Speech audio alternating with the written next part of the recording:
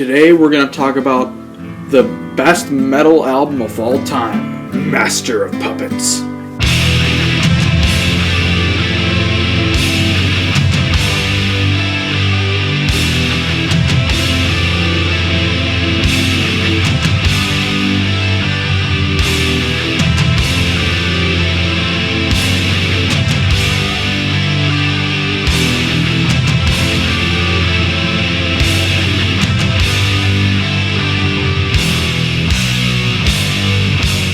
Master of Puppets is an absolutely classic Metallica album.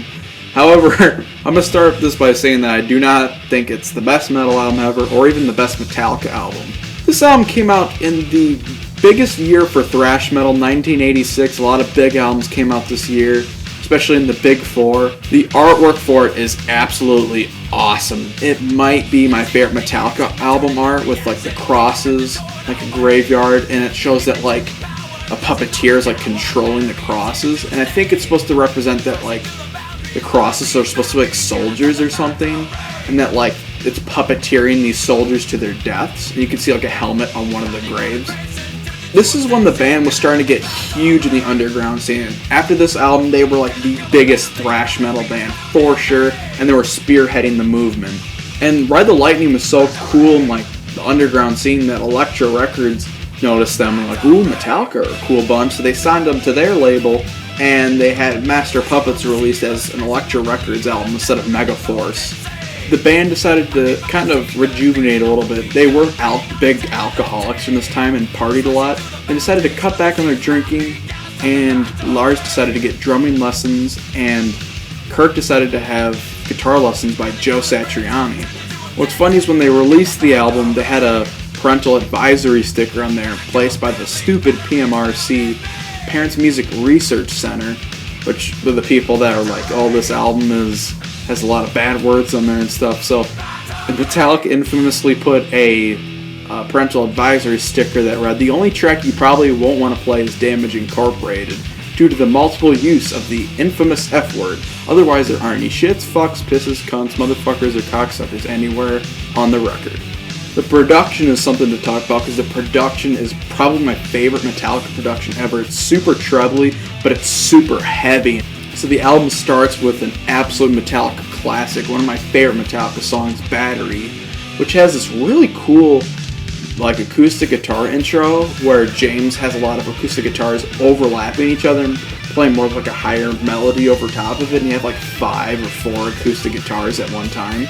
And then it plays the same thing but with like electric guitars, and it's really heavy and epic. And then it gets into this incredibly thrashy song that has this incredibly crazy and intricate riff to it.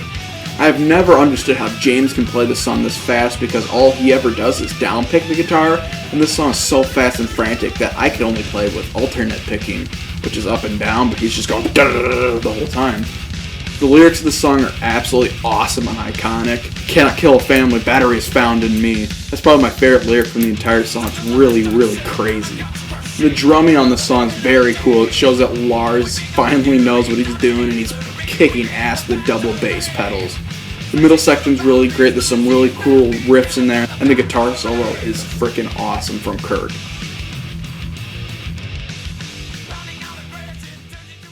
Funnily enough, this album doesn't really have too much of a single to it, but Master of Puppets, I guess, is the single.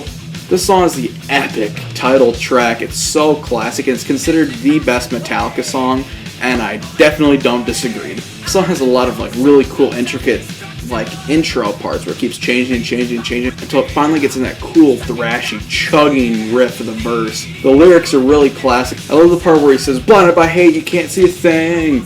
Just call my name because I hear scream, Master, Master. And of course they have like the rest of the band yelling Master whenever they say Master in the chorus. And then after like 2 verses, we get into this really cool, beautiful, melodic section that's of course led up by the crazy Master, Master chanting. We have this amazing lead guitar solo that's played by James Hetfield. Very, very beautiful and my favorite part of the entire song. And then it has this awesome epic build up into Kirk Hammett's crazy guitar solo, which a lot of people was like, oh my god, that solo is so crazy. let you in on a little secret, it's actually not that difficult to play. And then, oddly enough, it returns to a verse again at the end. It kind of feels like it goes on a little bit too long, but hey, the third verse is still pretty cool. There's some awesome lyrics in there, and it's great to hear all the masters and stuff again. So this song is the best Metallica song.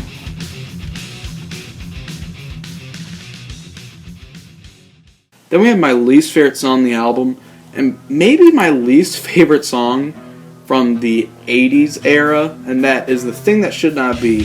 What's interesting about The Thing That Should Not Be is that it's very cool for a while. It has like a doom metal sort of riff, and it has a very, very heavy bass intro. The themes of the song have to do with a lot of like H.P. Lovecraft sort of stories, sort of like a Call of Cthulhu was. I think this one's about the shadow over Innsmouth or something like that.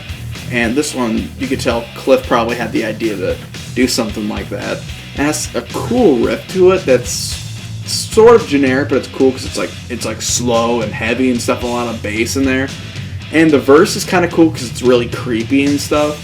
But the problem with the song is that it just repeats the same stuff over and over, where it goes from being like a cool little novelty to just kind of becoming been there, done that over and over and over. It's kind of boring.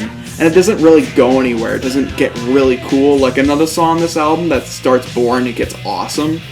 It just goes into a shitty wah-infested guitar solo and then repeats the same stuff over and over. It just repeats the same two things over and over and over. I don't know, it's just way too long. It'd definitely be a lot cooler, more memorable if it was shorter. But it just kind of feels like a filler song. Not that many people talk about it. It's not like For Whom the Bell Tolls or anything like that.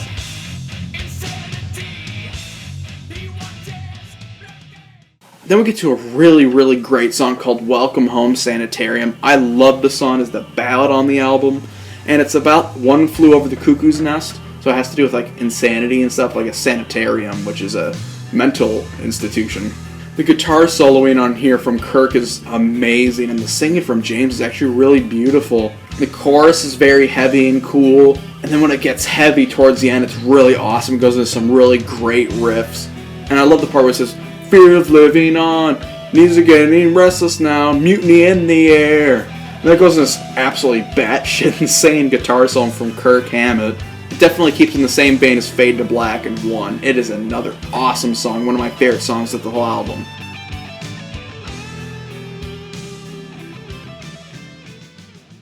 Then we have Disposable Heroes, which is a really cool song about disposable troops and stuff, sort of like the Russians were doing in World War II, where they were just throwing troops into the front line, getting gunned down and stuff. This song is very cool and sort of progressive. There's a lot of changes to it, and it's very epic and cool and very thrashy. I love the chorus where it says, "You will do as I say when I say back to the front." It's sort of like James is taking over as like the character of like a Russian officer, commissar. The guitar solo to this song is absolutely amazing. One of my favorite Kirk Hammett guitar solos. It kind of goes in the same route over and over and then keeps changing to some crazy shit, but then returns to that same sort of area and then returns to that same really catchy line, then goes into some crazy shit and then returns to that again, goes crazy again.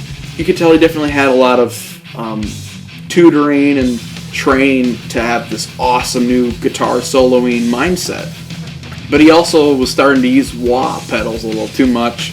My biggest problem with this song, though, is that I want it to be more like a shorter, to the point, awesome song, kind of like Creeping Death was. Even though that wasn't that much of a short song, it definitely felt like it. It wasn't overstaying its welcome.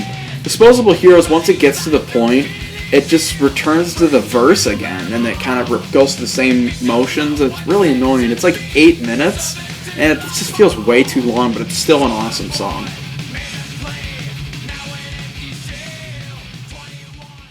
Then we have Leper Messiah, which is widely regarded as the filler song on the album, and Dave Mustaine claims that he actually wrote the heavier part of the song, but it does not have a writing credit from him.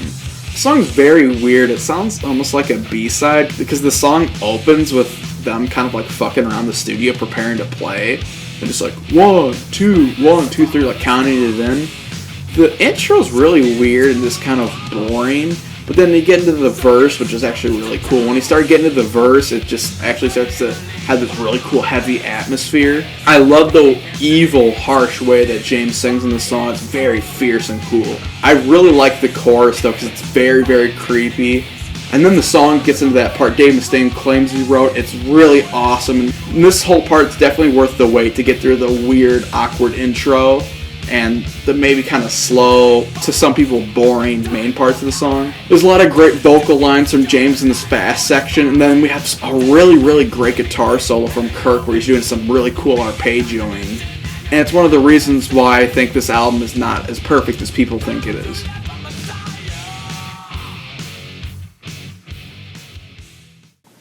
Then we have the absolutely perfect instrumental known as Orion, which is the crown jewel to Cliff Burton's entire career.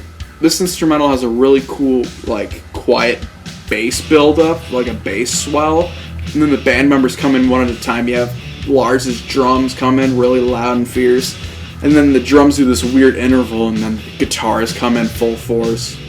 The main riff is very catchy and cool, although then it goes into one of my favorite parts of the whole song, where it's like da da da da da da da da da, and then you hear the Cliff Burton do this awesome bass thing over it, which is really, really cool, and that's my favorite part of the whole song. And it keeps building up upon that. It's kind of like Call of Cthulhu was doing, where it gets more chugging, crazy guitar melodies and stuff, and then it kind of seems like it's gonna end, and then all of a sudden it goes into this cool melodic bass line from Cliff. And then they build upon that with some great guitar melodies. We hear this really beautiful guitar solo from James Hetfield. And then you hear a bass solo from Cliff that sounds like a guitar. It's really, really beautiful. And like I said, his crown achievement to his career right here. And then it gets heavy again. Then you hear this really cool guitar solo from Kirk Hammett. And then it returns to the main parts of the song that were real chugging and awesome and fast earlier in the song before the slow part. So it's not necessarily like a build-up sort of song like Call of Cthulhu was. It kind of feels almost like two instrumentals and then fuse them together, but then had like a reprise at the end. It's still really cool and very unique. What's interesting about the song is that Orion and Sanitarium were originally one song.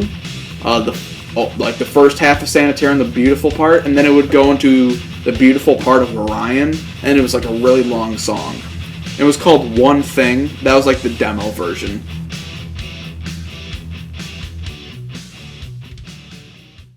Then we have the final song on the album, Damage Incorporated.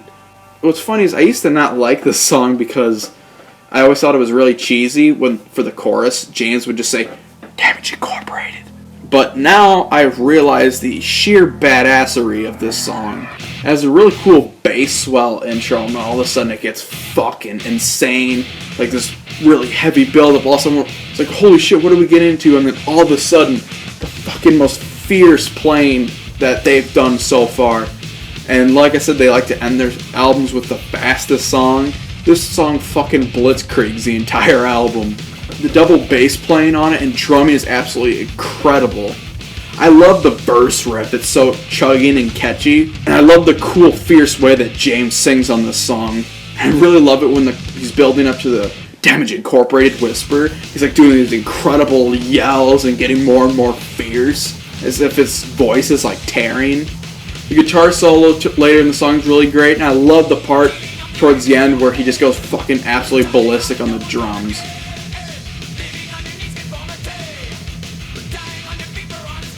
This album is a very, very good Metallica album. My problem, though, is that you have some incredibly classic songs on here, some of my favorite Metallica songs, but you just have some blatant filler on here. This was kind of the same with Ride the Lightning, but I personally feel Ride the Lightning was a little bit more consistent, but Master definitely has stronger moments.